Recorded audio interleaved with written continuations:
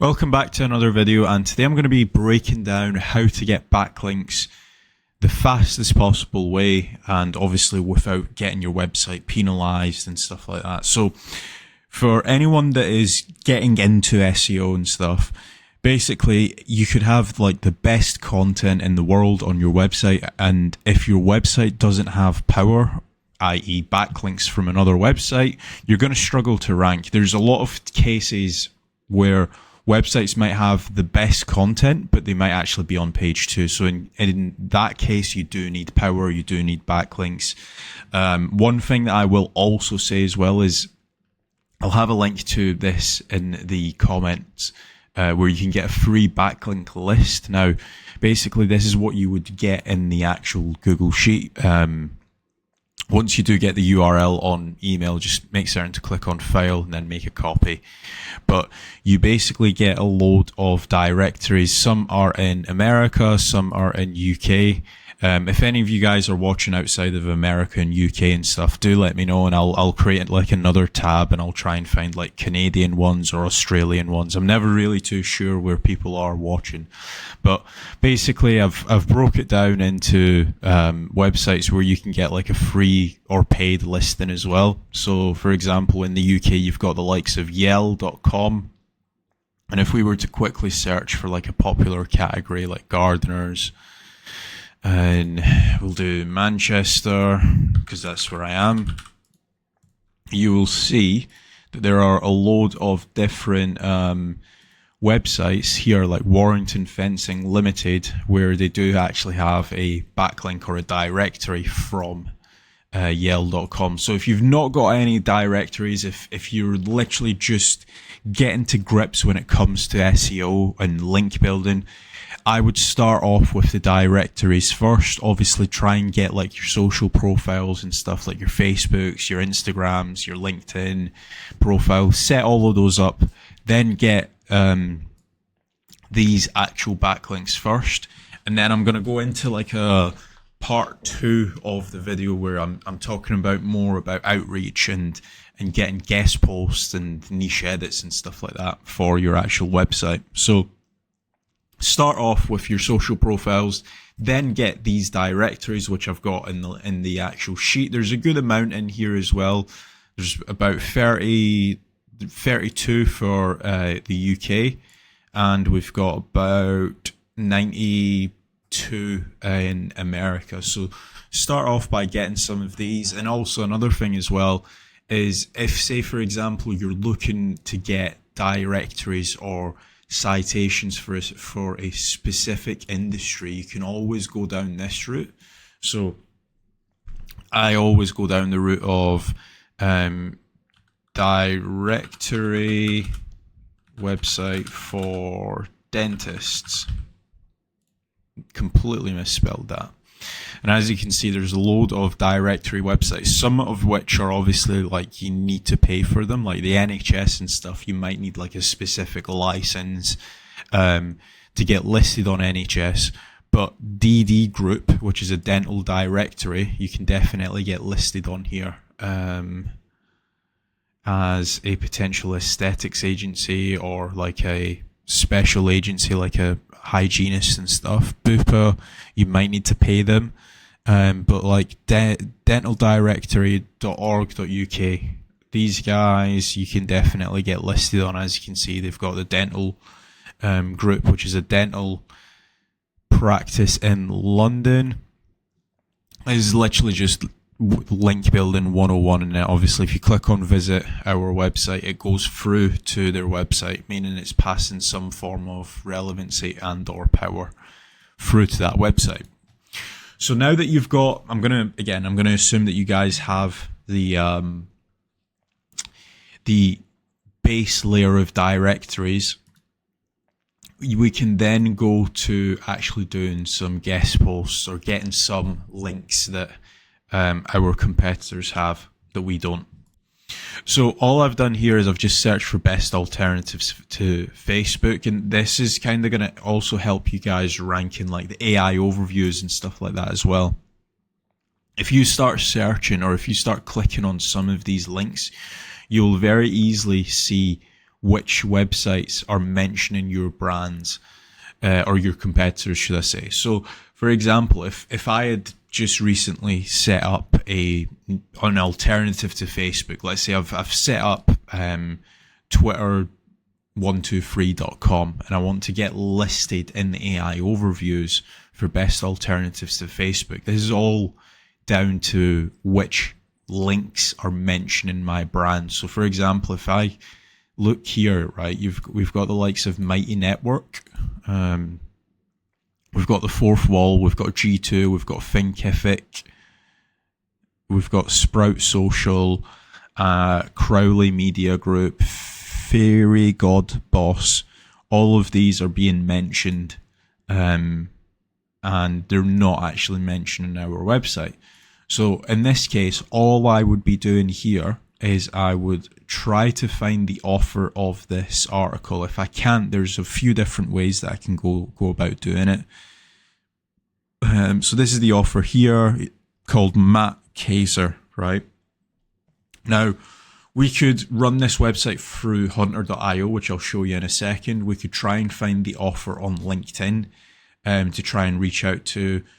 And we could also try to find them on like Twitter and stuff like that to try and get his attention. Now, a lot of websites, they do actually have their LinkedIn and stuff like that in the socials down below. In this case, they actually don't. I'm going to do a quick search on LinkedIn to see if I can find this website. So as you can see here, all I've done is I've just went to LinkedIn. I've searched for Fourth Wall, which is the media group that owns the website, or the company name. And I've just selected on people. All I am going to do is I'm going to search for his name, which is Matt Kasra. And I'm just going to paste that in here. And as you can see here, this is him.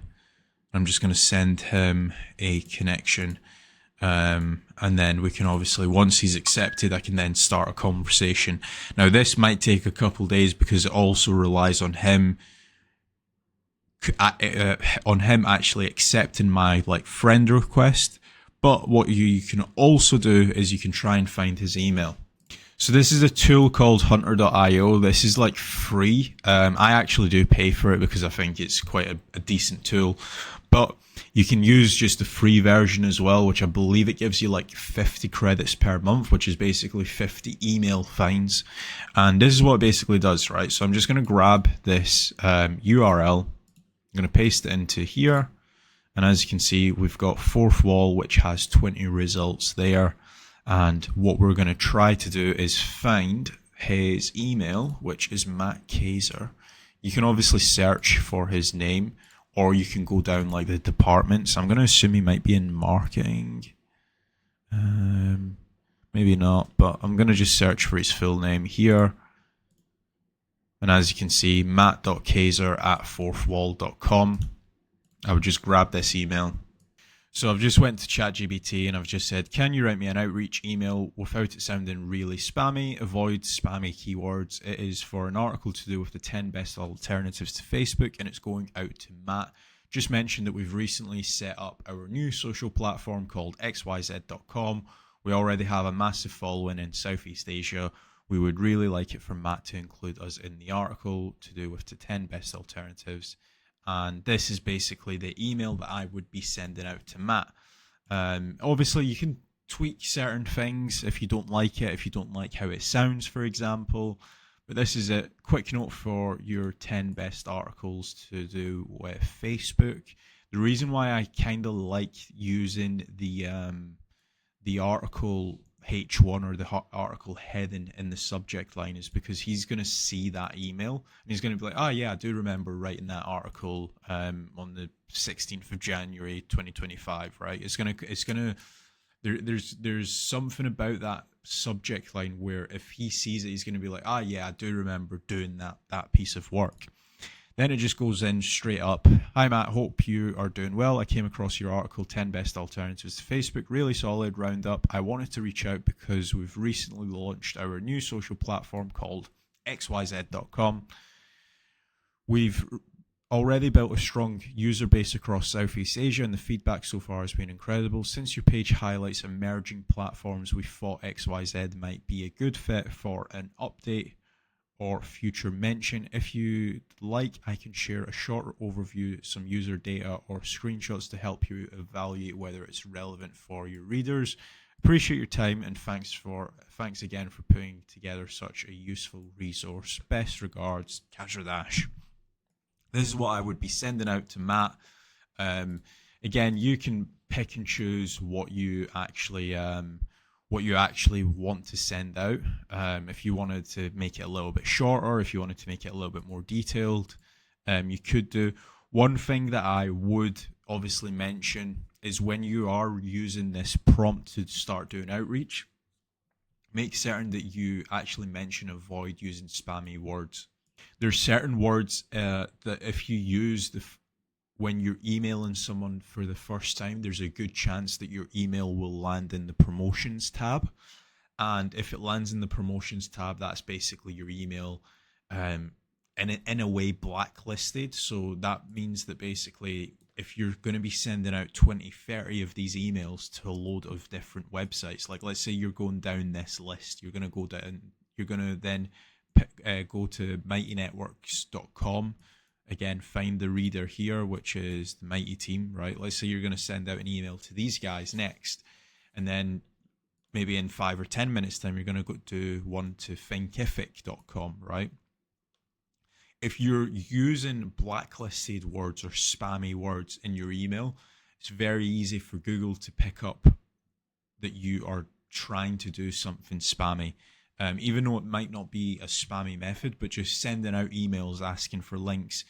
And if you are using certain words, like for example, promotions or free, for example, if you're sending out emails that contains that and you're sending out a bulk of them every single day, that can get your email blacklisted and sent to the spam folder. So just be certain if you are going to be sending out an outreach template, you mention avoid using spammy keywords. Otherwise, you're just going to get blacklisted. So this method that I've just shown you guys, where you load up the AI overview and you start reaching out to like these websites on the right hand side, this is really good to get your brands actually mentioned in AI overviews. But I'm going to show you another method where if there isn't an AI overview, maybe you are position number 6 and there's 4 or 5 different people above you, or 4 or 5 different competitors above you. I'm going to also show you another method for that. Right, so all I've done here is I've just searched for Accountants London, and all I'm going to do is I'm going to slightly tweak this to be an accountancy firm London. And all I'm going to do is I'm going to pick these 3 accountancy firms, right? So I'm just going to put in Kasra. Oh, let me just log back in. So all I've done is I've went to Ahrefs and I've just put in KasraAccountants.com, which is just a brand new website. It does not exist. I'm just going to use it for the purpose of this video. Then on the left hand side where it says competitive analysis, there's a link intersect section that I'm going to take advantage of, right? And I'm just going to paste in some of my competitors, which is hwfisher.co.uk. We've got buzzacott.co.uk, which is another accountancy firm, I believe. Yeah.